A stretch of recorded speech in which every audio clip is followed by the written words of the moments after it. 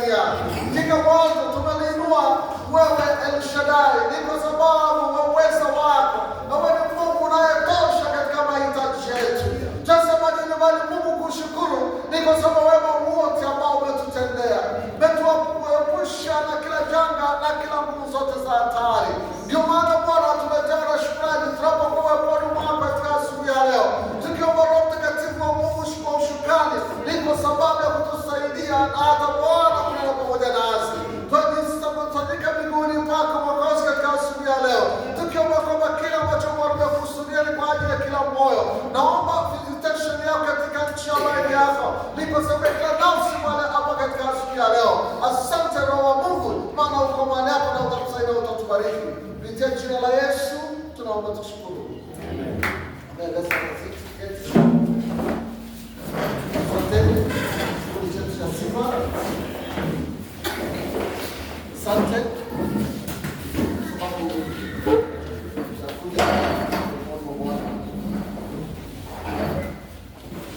Ninakupa kama kuna nafasi hiyo mbele yako, tafadhali si vizuri wakati ambapo tunatoka kule nyuma kupita. Hata kama kuna chochote kitatendeka, itachukua nafasi yako iliyo nzuri ya usikivu. Bwana Yesu asifiwe. So welcome to our service this morning. I believe and I hope our God and our Master is more than ready even this morning to speak to us. God has been in the business of speaking to his children. More so even this morning.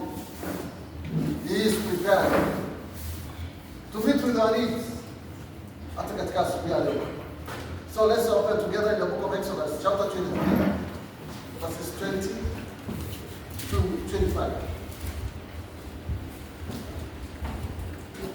Book of Exodus, chapter 23, verses 20 to 25. Kitabu cha Kutoka, mlango wa 23, mstari ule wa 20 hadi 25.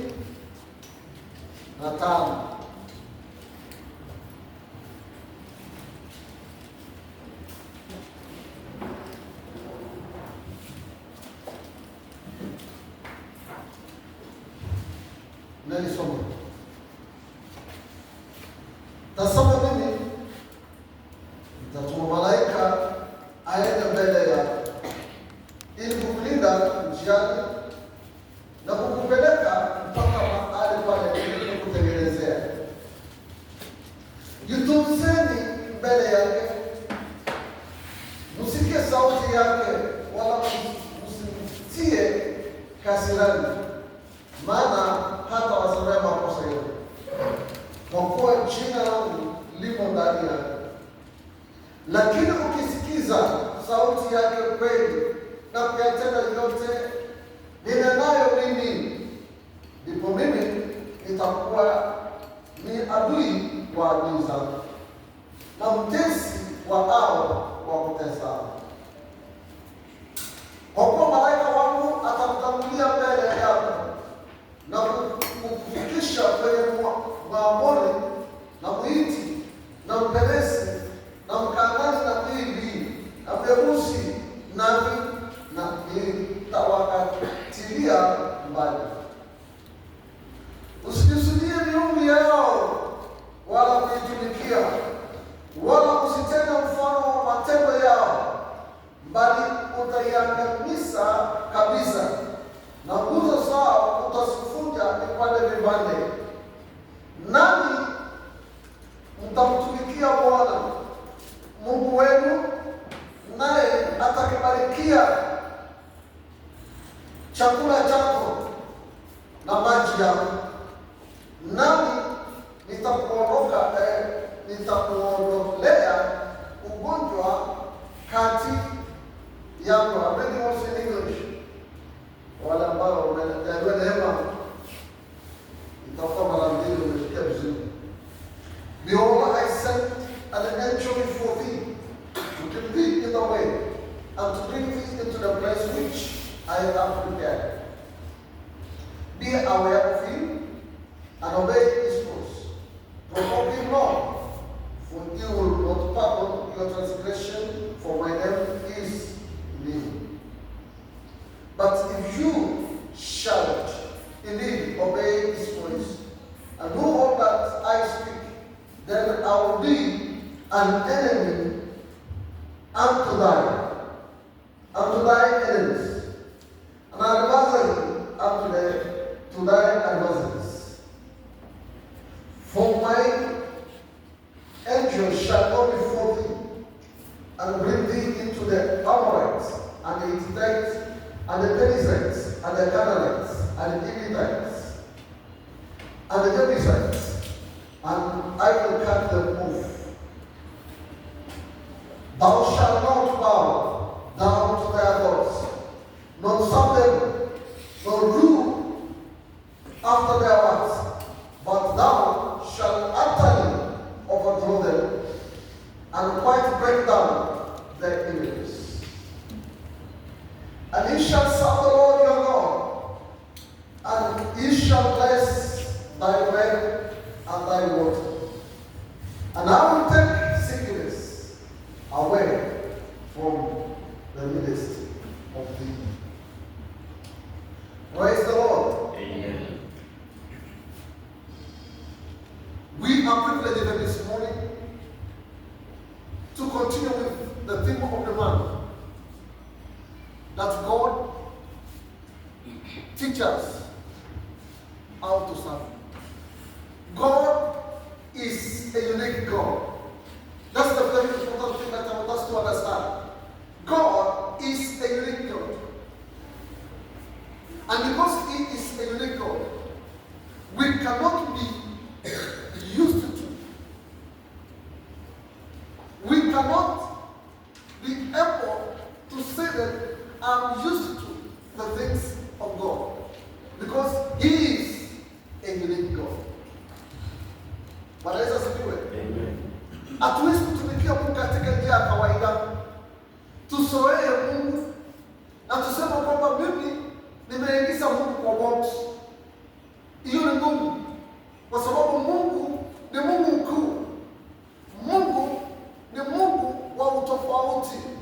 Hatuwezi kumsoelea yeye, hatuwezi kumsoelea yeye kiasi cha kusema kwamba mimi ninamwelewa Mungu. Ndio maana hata Paulo alifikia mahali aliposema kwamba nataka nimjue Kristo na nguvu zilizomfanya Kristo afufuke kutoka kwa wafu. Maana alifikia mahali ambapo aliona kwamba Mungu si Mungu wa kumsoelea. Kusoelea sio Mungu wa kusoelea. Mungu ni Mungu wa utofauti. Ndio maana kila wakati wote Paulo akawa anasema hivi, tunafaa tutetemeke na kufunjika mbele za Mungu na kuogopa mbele za Mungu, ili Mungu akaweza kutembea pamoja nasi, akaweza kuachilia kile alicho nacho ni kwa ajili ya maisha yetu. Kwa hivyo tunahitaji Mungu akaweza kutusaidia hata katika asubuhi ya leo, ili akaweza kutufundisha namna ya kumtumikia yeye.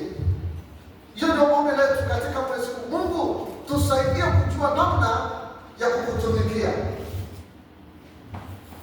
Hapa tunaona kuhusu ahadi ya uwepo wa Mungu. Ahadi ya uwepo wa Mungu kwa ajili ya watu wake.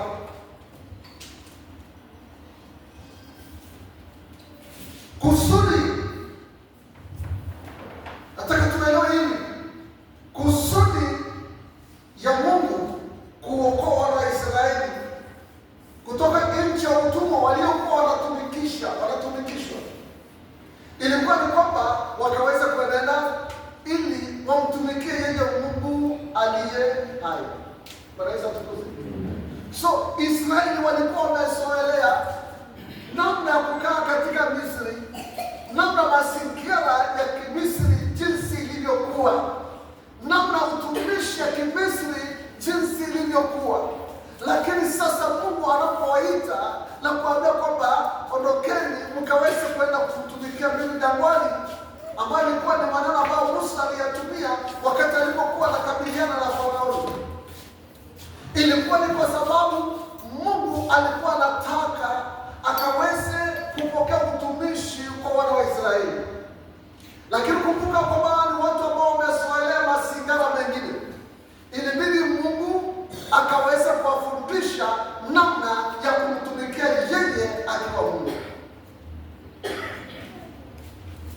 Mungu aliweza kuwapa tahadhari, ni kwa sababu ya makabila yaliyokuwa yanawasumbuka, akawa anawapatia ngoni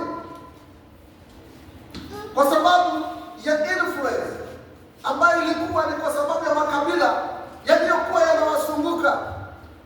Ni kwa sababu gani ndio Mungu alikuwa anawapatia hiyo tahadhari? Jambo la kwanza ni kwa sababu hizo makabila yaliyokuwa yanawasumbuka Waisraeli walikuwa wanaabudu miungu mingi, walikuwa wanaabudu miungu. Kwa hivyo ilikuwa ni ya muhimu Mungu kuwapatia tahadhari ya kusema kwamba yeye ndiye peke yake anapaswa kuabudiwa. Mataifa waliokuwa wanawazunguka kila mmoja walikuwa wanaabudu chote kile wakisema ndiye miungu yao, na ibada ambayo walikuwa wanaitolea miungu hizo ilikuwa ni ibada ambayo ni hatari kabisa. Maana hata mwanadamu alikuwa anatolewa kama dhabihu, human sacrifice yalikuwa yanatolewa ili kumfurahisha hizo miungu zao. Na kwa hivyo Mungu akawa anawahimiza Waisraeli jambo la tatu, kama mtakapofika katika ile nchi muangamize miungu za wale watu, ili isije ikawa kikwazo kwenu.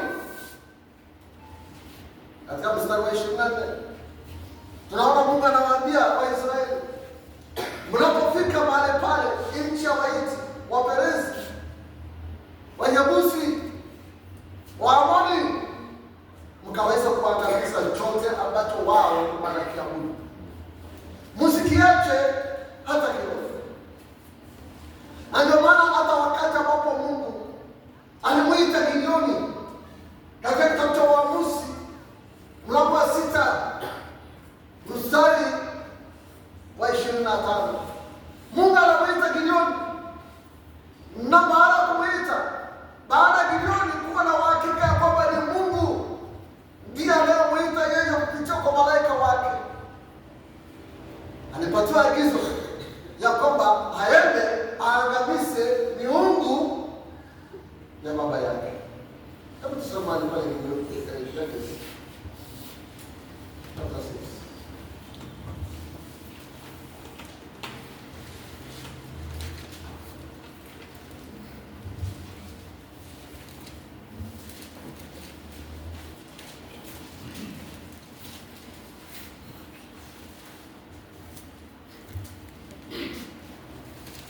Judges chapter 6,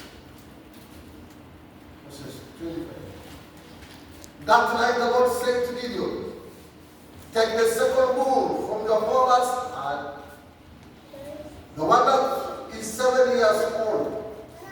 Pull down your father's altar to burn, and cut down the Asherah pole standing beside it.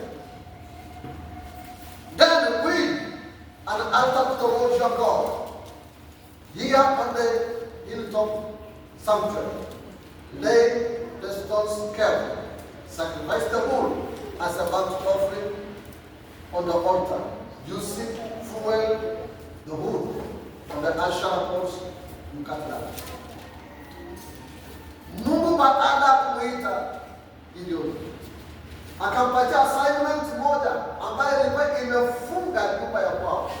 Baba yake alikuwa mwabudu sanamu, na pia ndio alikuwa kuhani ya hiyo sanamu. Kwa hivyo Mungu akamwambia ya kwamba assignment ya kwanza na kupatia, enda kwanza Haleluya. Amen. Bwana Yesu atukuzwe. Enda kwanza angalia nini? Madhabahu ya baba yako. Maana yeye ndiye aliyekuwa msimamizi wa Baal na Ashera. Madhabahu yalikuwa mahali pale.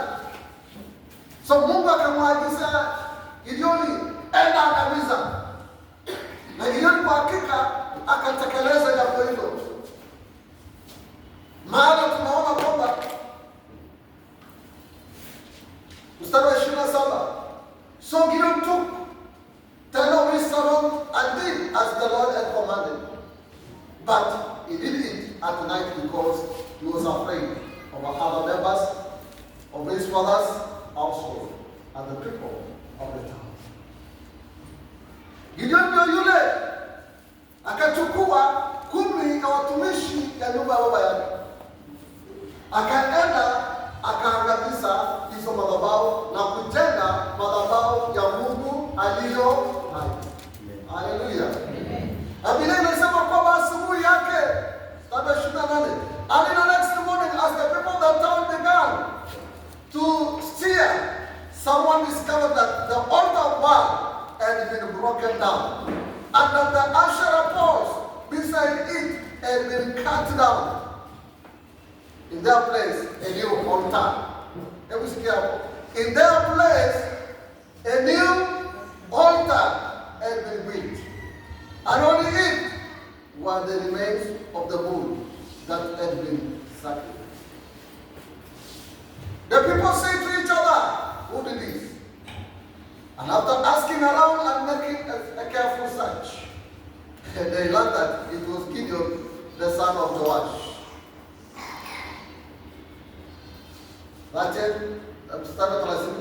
Bring out your son. The men of the town demanded of Joash. He must die for destroying the altar of Baal and for cutting down the Asherah pole. But Joash shouted to the mob that confronted it, why are you not defending Baal? Will you argue his case? Whoever pleads his case will be put to death by money. If Baal truly is a god, let him defend himself.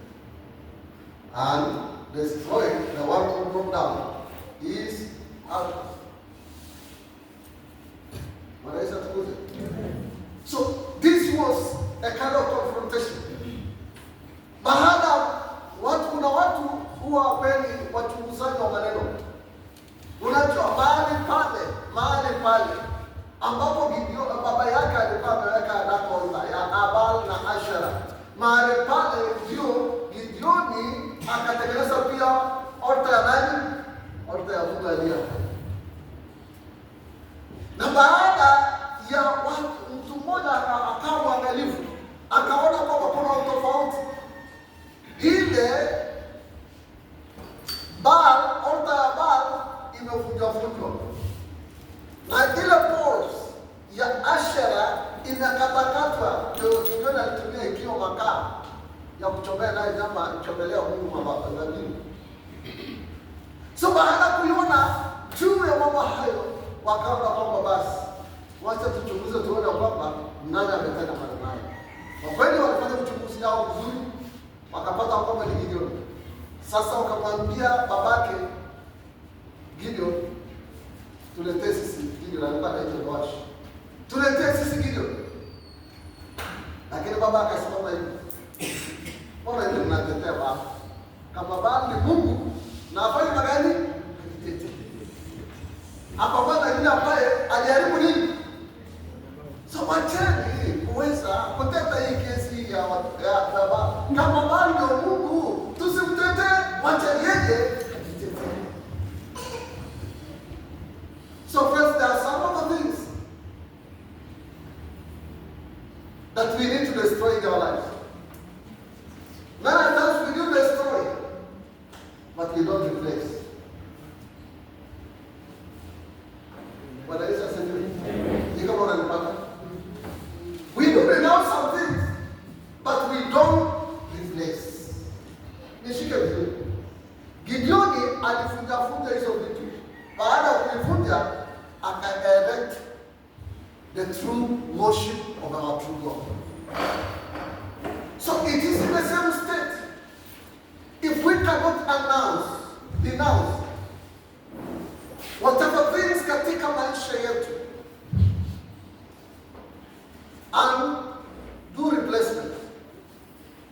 part ambayo hatufai. Ndio maana Yesu alisema kwamba pepo akifukuzwa, unasikia? Akifukuzwa anaenda wapi? Akikosa kule mahali pa kuingia, anafanya magani? Anafanya magani?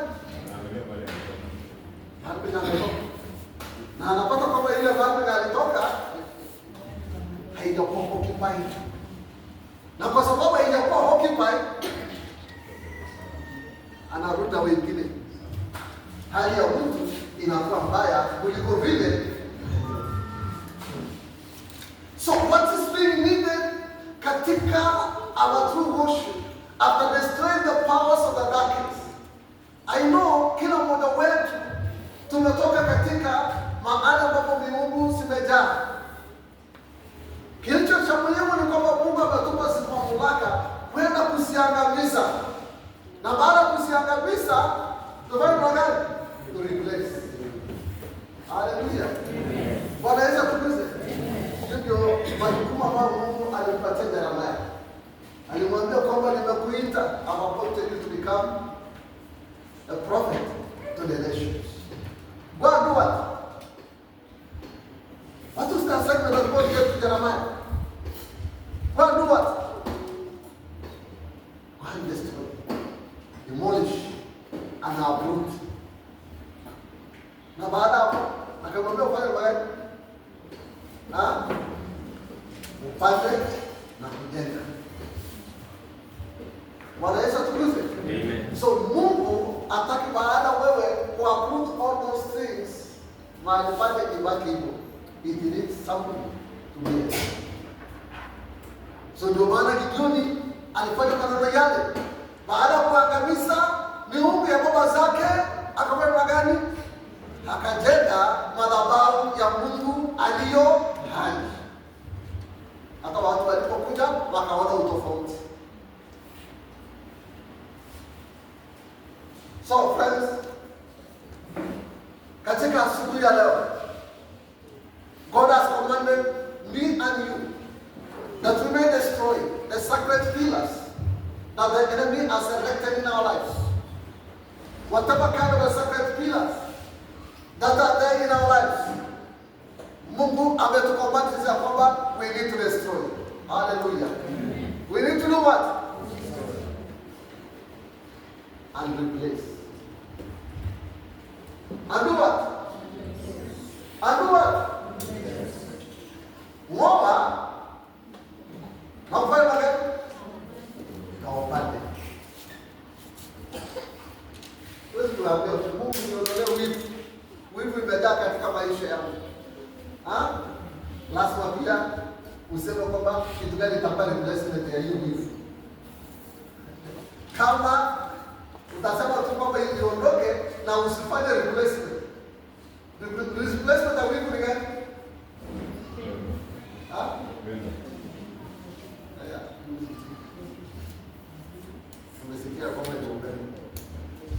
You replace, ambia kuna kwamba nijaze na upendo.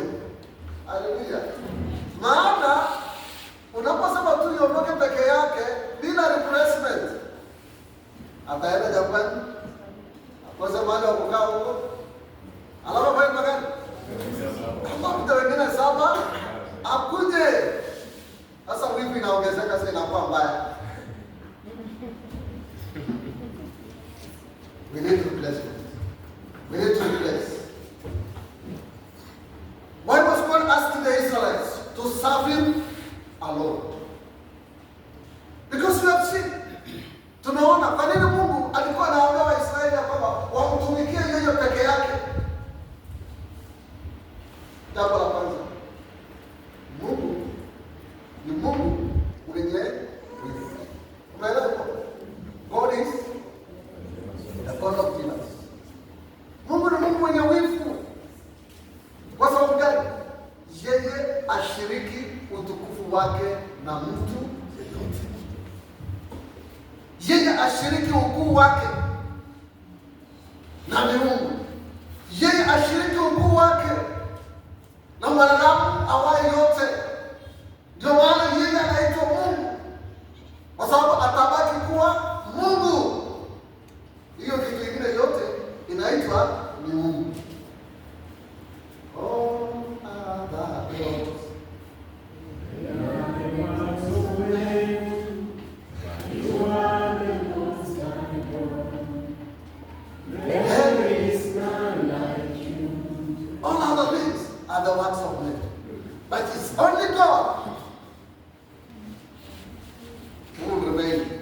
mikono. Zaidi ya yote utabaki kuwa Mungu, Alfa na Omega, ubadiliki kamwe. Zaidi ya yote utabaki kuwa Mungu, Alfa na Omega, ubadiliki kamwe. Nebukadneza alikuwa anataka kuwa miungu. Kilichotendeka ni kwa sababu Mungu ni mwenye wivu, hatashiriki utukufu wake na mtu yeyote. Akafanyika kuwa kama ng'ombe. Akakula nini? Akakula nyasi. Huwezi kushiriki utukufu na Mungu. Wacha utukufu uwe kwake Mungu. Yeye ni Mungu mwenye wivu. Jambo la pili, kwa nini Mungu alikuwa anahitaji Waisraeli wakaweze kumtumikia yeye? Maana aliahidi ya kwamba nitabariki chakula chenu. Umesikia? Atabariki nini? Atabariki chakula na maji. Atabariki. Mungu anasema ataibariki. So Mungu ametuambia mahali hapa ataibariki chakula chetu. Tunapomtumikia Mungu anaibariki chakula chetu. Si lazima ukule nyama. Wanaweza tukuze? Amen. Si lazima ukule nyama. Lakini wapende, nimesoma ya kitabu hili ikanikasirisha kidogo. Ikanikasirisha kidogo. Ni hasira ya Mungu. Wanaweza tukuze? Ni hasira ya Mungu. Kwa sababu leo hii badala sisi kufurahia vyakula, tumeambiwa tena inaadhiri vipi.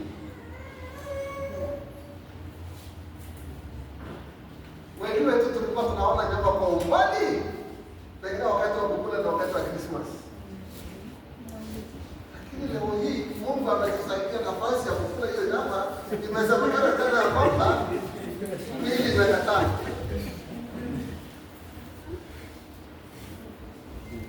Wanaweza sibiwe? Nipata nikasirike kidogo. Mungu nisaidie kukutumikia. Ndio unibariki ninachokula. Iwe ya manufaa katika mwili yangu. Isilete tena vikwazo katika mwili yangu. Hiyo ndio niliomba Mungu.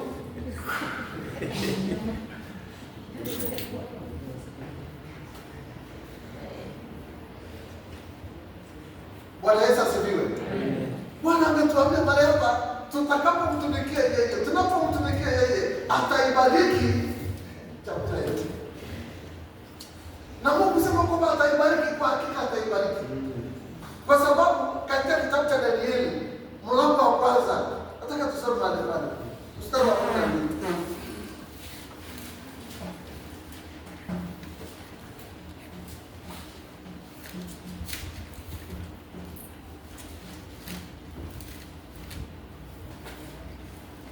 Danieli 1 mstari wa 12.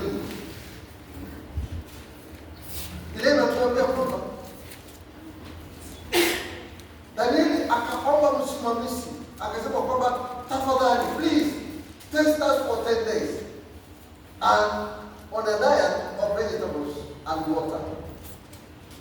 Daniel said, at the end of the 10 days, see how we look compared to other young men who are eating the king's food.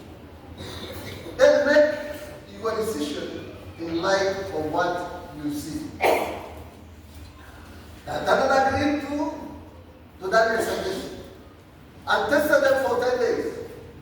At the end of the 10 days, Daniel and his 3 friends looked healthier and better nourished than the young men who had been eating the food assigned by the king.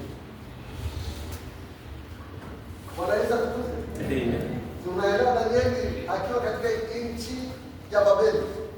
Na sasa wanahitajika kuwa wenye hekima na werevu, wenye watakuwa presentable mbele ya mfalme. Kwa hivyo wakapatiwa chakula kinono kilichokuwa safi katika nchi ya Babiloni. Lakini Danieli akaona kwamba hii chakula kwanza huwa inapelekwa kwa miungu. Ndio maana akasema kwamba sita najisi na chakula cha mfalme. Kwa hivyo akachagua fashion nyingine inasema mtama, lakini hii inasema kwamba ni vegetable.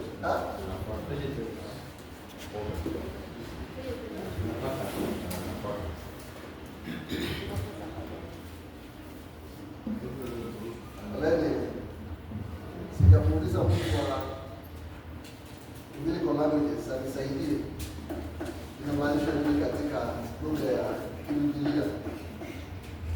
Inaitwa nafaka. Hata mimi nilikuwa nakubaliana, lakini inaitwa nafaka. Nilikuwa na moja pastor wakati nilikuwa Bible alikuwa anasema kwamba yeye hakuna nafaka kwa nafaka. Sasa anasema mchele na maharagwe nafaka kwa nafaka. Sasa ya alikuwa anasema kwamba anataka kijana kula iwe na animal product. Wanakataa kitu kinaitwa nafaka kwa nafaka. Lakini anyway, Danieli akaasilia pamoja na wenzake wakule mtama. Lakini tutumie tu lugha yenye tunaambiwa nafaka. Sasa nafaka ndio sijui wanajua Kiswahili. Na badala ya wine iwe ni maji. For 10 days. Utajaribu baada ya 10 days ndio ufanye uamuzi yako kutokana na vile ambavyo utakuwa umeona. After 10 days wale wanne walionekana wakiwa wenye afya. Wanaweza tukuze. Walionekana wenye afya kiasi cha kwamba hata Juda akashangaa. Ilikuwa ni kujaribu. Akashangaa kwa sababu ya hayo aliyoyaona. Na ni kwa sababu ya hiyo akaruhusu kwa miaka yote, kwa wakati wote waliopewa, Danieli pamoja na wenzake watatu wakule hicho. Wanaweza tukuze.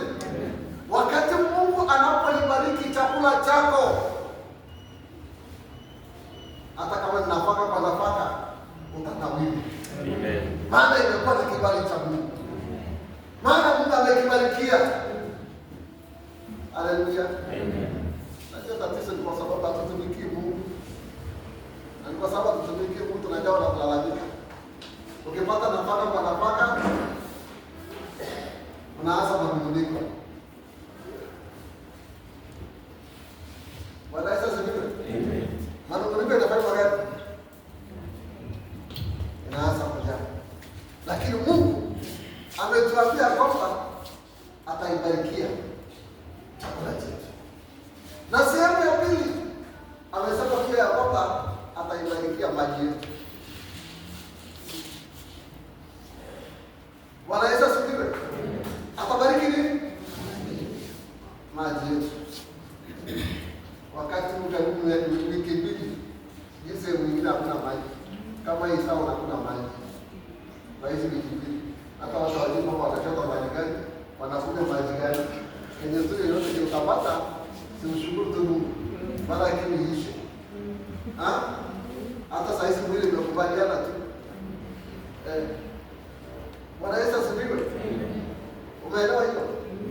Si kama ni kwetu hapo peke yake tao ama sehemu nyingine ya dunia yote. Au peke yake. Sile sehemu nyingine inakunywa maji.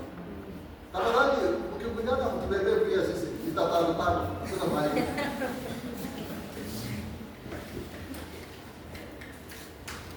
Wanaweza sibiwe? Lakini Mungu ametuambia kwamba anapoibariki maji yetu, anapoibarikia maji yetu, yanakuwa ni afya katika mwili wetu. Wapendwa, lakini uzuri nayo muuguzi hapa atanisaidia.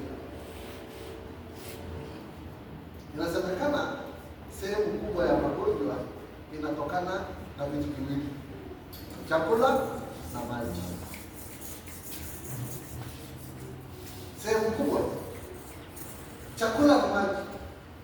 Lakini wakati Mungu anapoibarikia maji yetu na chakula yetu, basi hata magonjwa haina sehemu. Bwana Yesu atukuze. Amen. Jambo la tatu, Mungu ametuahidia katika hiyo neno, katika mstari wa 25 ya kwamba atatuondolea magonjwa. And I will take sickness away from the midst of you. And I will take sickness. This is the word of God. And I will take the sickness. Hata wakati ambao tunaishi, wakati ambapo tunaambiwa kwamba kuna kitu kinaitwa lifestyle. Inaitwa lifestyle ama lifestyle. Lifestyle is this. Wakati Mungu anasema kwamba atatuondolea, kwa hakika atatuondolea. Kwa sababu yeye bado ni Mungu. Aliyezungumza wakati ule bado ni Mungu hata wakati wetu. Mradi anachotaka ni kwamba sisi tumtazamie na kumtumikia yeye. Ataachilia nguvu yake. Atakatika magonjwa sugu, ataachilia nguvu yake.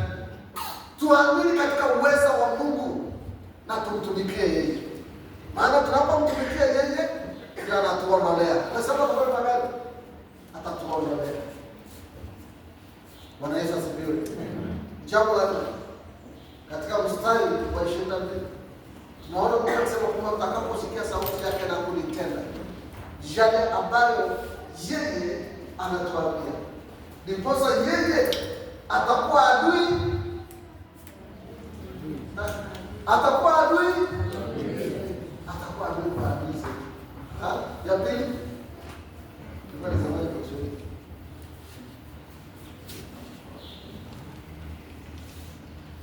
mtesi kwa watesi wetu. You'll be enemy to our enemies, and you'll be adversary to our adversaries. That's what God has promised to us. Wakati unapomtumikia yeye, yeye anakuwa adui. Kwa maneno mengine, hautahitaji kupigana. Vile ambavyo Mungu alimwambia Yehoshafati ya kwamba vita si vyako, bali vita ni vyangu Bwana. Mungu atakuwa na kupigania. Hiyo ni kile ambacho Mungu aliahidia wana wa Israeli. Lakini sasa ninakuja katika swali hili linalosema ya kwamba who are we? Katika kitabu cha Petro wa kwanza mlango wa 2 mstari wa 9 inatuambia kwamba we are God's chosen people. We are God's chosen people. Who are we? We are royal priesthood. Who are we? We are holy nation. Who are we? We are God's own possession. The fourth. Chosen people. Huh? Come on, find it.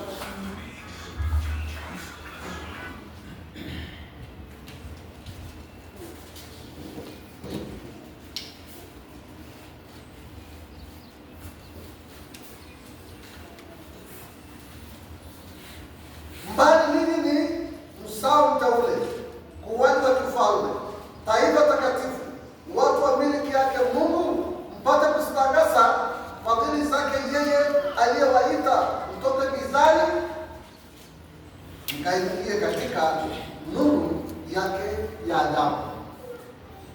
Who are we? Watu wateule, msao mteule. Sisi ni akina nani? Sisi ni kuhani wa kifalme. Sisi ni nani? Sisi ni taifa takatifu. Sisi ni nani? Sisi ni wamiliki hold it, that we need to understand that we are God's chosen. You are chosen. What the word of the Lord says, you are chosen. Surely, God chose us. Mungu alituchagua, akatuleta katika ufahamu wake. Na alipotuchagua hivyo, akatupa majukumu. Kuwa kuhani inamaanisha kwamba wewe ni mtumishi wa Mungu. Unatumikia Mungu. Kwa sababu kazi ya kuhani ilikuwa ni kumtumikia Mungu. Ni kumtolea Bwana wakati watu wanapoleta dhabihu, ilikuwa ni kazi ya kuhani. Uweza kusimama kati ya Mungu na watu. Uweza kupeleka dhambi za watu katika watakatifu wa watakatifu. Yesu anachukua nafasi hiyo ya kwamba sisi ni makuhani.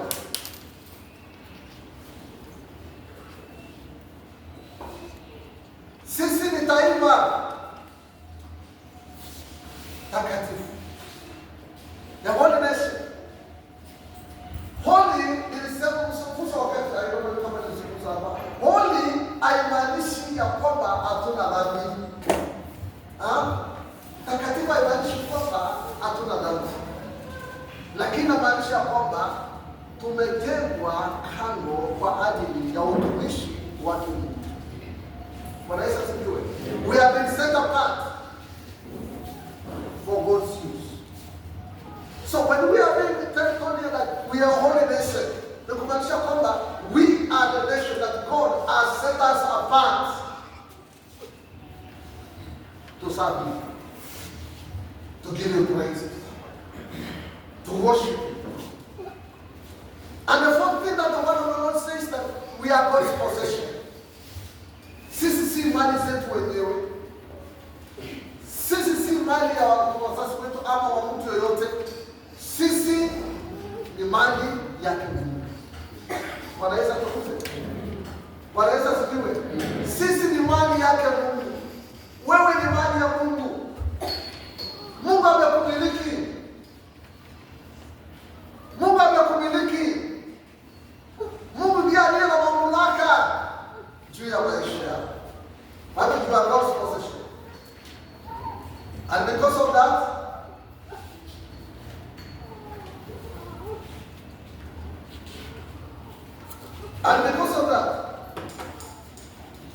God desires us that we make Him the Lord. Mungu anatamania kwamba tumtumikie. Na ni kwa sababu ya hiyo ndio maana Mungu alitutoa sisi katika giza, akatuweka katika nuru ya ajabu ili tukaweze kutangaza. Ule kutangaza ni kumuinua Bwana, ni kumwambia Bwana kwamba anastahili, ni kumwambia Bwana kwamba yeye peke yake ndiye anayetosha katika maisha yetu. Ni kwa sababu ya haya ambao Bwana anatuita sisi. Mungu anataka sisi tuonyeshe dunia yote uzuri iliyomo ndani ya Kristo Yesu. Haleluya. To show the world the goodness of the Lord. Yule kile ambacho Mungu anataka tukaweze kutangazia dunia. Kwa hivyo katika nafasi wakati tunapomwambia Bwana kwamba Mungu tufundishe namna ya